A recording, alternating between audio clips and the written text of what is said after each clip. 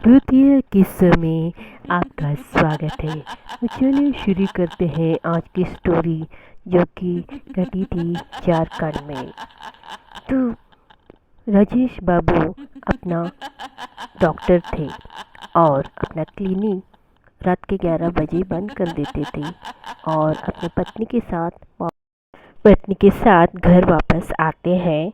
खाना खा के थक हार कर दोनों सो जाते हैं। रात के ठीक 1 बजे उसकी पत्नी उठाती है। उठो जी, उठो जी। क्या हुआ मीना? देखो जी, दरवाजे पे टक टक की आवाज़ आ रही है। कोई तो दरवाज़ा खटखटा रहा है, जाके देखो तो सही। राजेश जाके दरवाज़ा खोलता है तो देखता है एक औरत लाल साड़ी में पूरा घूंघट ओढ़े खड़ी है और उसे बोल रही है, डॉक्टर जी जल्दी चलिए, मेरा बेटा बहुत ही बीमार है, मेरे साथ जल्दी चलिए। डॉक्टर कहता है, नहीं, मैं रात में कहीं भी नहीं चलता और मेरी ड्यूटी 11 बजे ही ख़त्म हो जाती है। सॉरी, मैं नहीं आ सकता, देखो कोई और डॉक्टर देखो। वो औरत बोलती है, बहुत ही ज़िद कर, चलिए डॉक्टर साहब, आप इस रात में मैं कहाँ जाऊँ?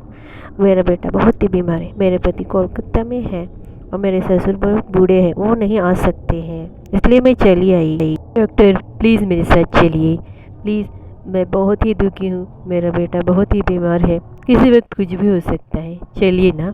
डॉक्टर को बहुत दया आ गई। ना चाहते हुए भी उस औरत के साथ वो चल पड़े। बहुत ही ठंड थी, नवंबर का महीना था।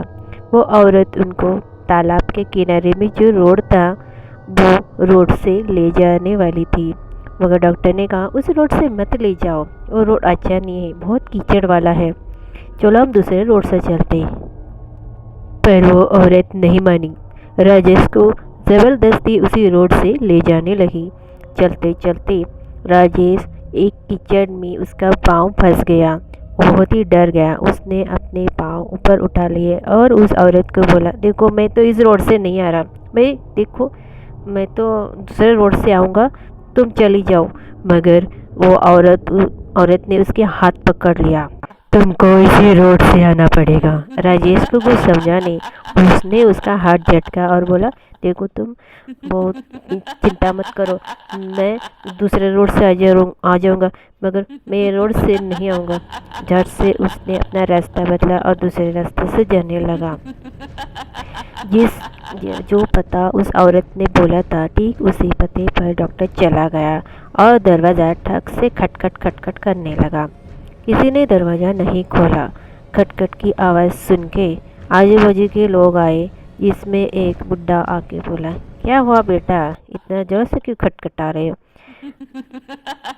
राजेश बोला, अंकल जी, ये यहाँ की जो औरत है उसने मुझे बुलाया था कि उसका बेटा बीमार है, तो मैं उसके घर पे आ गया हूँ। वो मेरे साथ ही थी, मगर वो जो रोड से ले जा रही थी वो रोड अच्छा नहीं था, मैं दूसरे रोड से आ गया हूँ। मुझे मुझे नहीं पता वो औरत कहाँ है, शायद अंदर ही होगी। मैं खटखटा रहा हूँ मगर वो दरवाज़ा ही नहीं खोल रही। बूढ़ा आदमी बोले, तुम ज़रा ऊपर देखो। आदमी ने ऊपर देखा तो उसको ताला लगा हुआ था, उस घर को, दरवाजे को। तो वो अंकल जी बोले, तुम्हें पता नहीं क्या, ये घर 7 बरस से बंद है।